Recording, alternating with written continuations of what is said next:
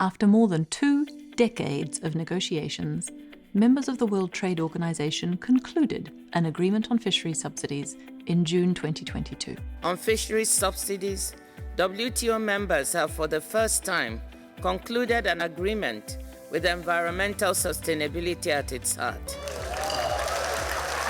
This new treaty establishes, for the first time, a binding set of global rules to curb the harmful subsidies provided by governments to the fishing sector. Why does this treaty matter? It matters because 35% of global marine fish stocks are overexploited, and government subsidies that incentivize more fishing are recognized as a big part of the problem. It matters because overfishing threatens not only marine ecosystems, but also the livelihoods of populations who depend on fishing as a source of food, jobs, and income. With the new WTO agreement on fisheries subsidies, members agree to consider the legality and sustainability of the fishing they subsidize. The deal doesn't cover all subsidies, far from it, but it disciplines subsidies in situations where they can be the most damaging. So what rules exactly are we talking about? In terms of scope, the new agreement only applies to the subsidies provided to marine wild capture fishing and fishing-related activities at sea.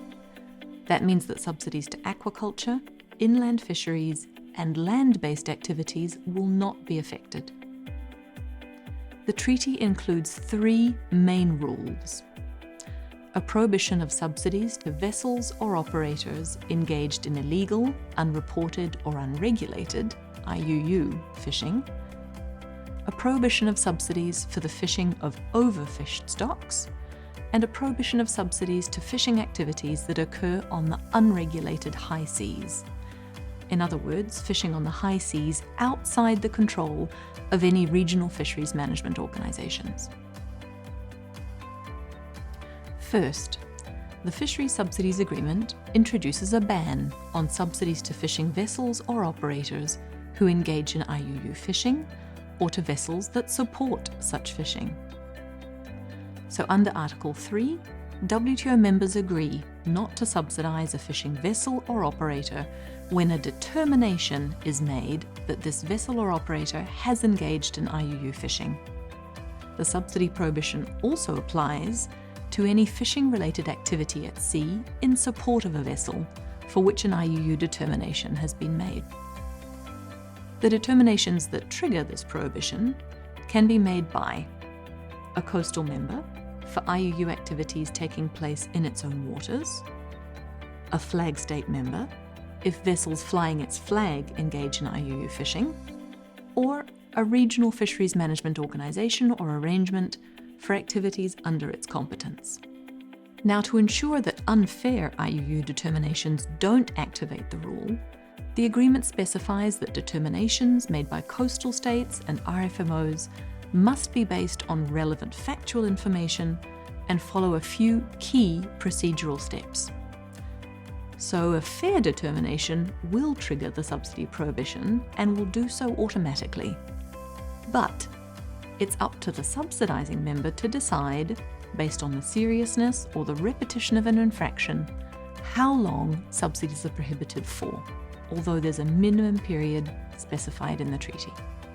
The last important detail under this rule is that developing country members benefit from special and differential treatment in the form of a so-called grace period.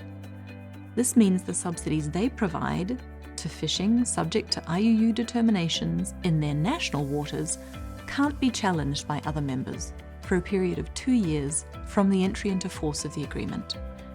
So the prohibition applies, but other members can't enforce it for that period of time. The second rule addresses situations in which fish stocks are already in an overfished condition, which means that their level of biomass is too low and fishing needs to be kept in check to allow the stocks to recover. Under Article 4 of the agreement, WTO members agree not to subsidize the fishing of a stock that is recognized as being overfished, recognized either by a coastal member or by an RFMO, considering the best scientific evidence available to it. Now, this subsidy prohibition is pretty strict, but there's an important flexibility. If the subsidies themselves or if fisheries management measures are implemented to rebuild the overfished stock in question, then subsidies are still allowed.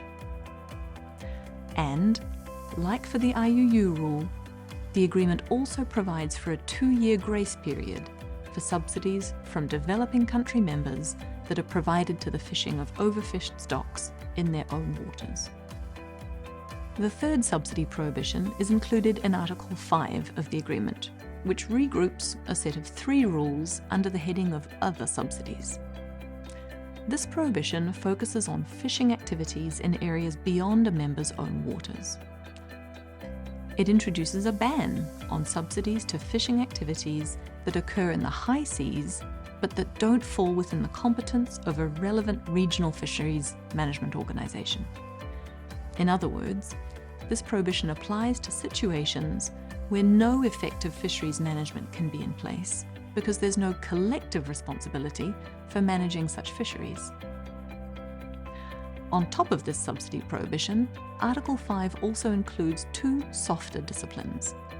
Under these rules, WTO members agree to show particular caution when providing subsidies in 2 types of situations. First, when the vessels they subsidize don't fly their flag, and second, when the status of fish stocks is unknown, meaning that they could be particularly vulnerable to increased fishing pressure. Now, these rules aren't as strict as a subsidy prohibition, but they will require WTO members to carefully consider the possible impacts of their subsidies in situations where subsidization is considered risky. Of course, the agreement also addresses a number of legal and institutional issues on topics like notifications and transparency, dispute settlement, and monitoring of compliance. For example, the agreement requires that as part of their existing obligation to notify subsidies to the WTO, members will now have to provide some fisheries-specific information when they notify fisheries subsidies. While WTO members reached agreement on some very significant rules, they were not able to agree on all the rules proposed for the treaty. Also on the table in June was a more general prohibition of subsidies that contribute to overcapacity and overfishing, including a list of prohibited types of subsidies with exceptions. Members were not able to agree on that rule at the ministerial conference in June, and this was a real disappointment to many delegations. The compromise that allowed the treaty to go forward was that members committed to keep negotiating and to agree on more comprehensive disciplines by the next ministerial conference. To give additional weight to this commitment, an innovative clause was included at the end of the agreement in Article 12. According to this clause, if members do not agree on comprehensive disciplines in the 4 years that follow the entry into force of the treaty, then the agreement will be terminated unless members all agree to keep it. The treaty itself will enter into force when 2/3 of WTO members, that's 109 of them, have formally accepted it. Governments have also started preparing to implement the new obligations, setting up new domestic processes, for example, to be sure they know when determinations of IUU fishing are made and to link that information to the subsidies they give out. To help in this task, IISD has developed a self-assessment tool which can be used by public officials to assess their government's readiness to implement the new rules and to identify where they might need assistance to do so. This tool is easy to find on our website. The WTO agreement on fisheries subsidies is an important step forward, but a lot of work lies ahead to add to the rules and to implement those we have so that subsidy policy supports efforts to keep fisheries legal and sustainable. Together, WTO members have an opportunity to ensure this key instrument delivers on its promise, that of a more sustainable ocean, for the benefit of all of us.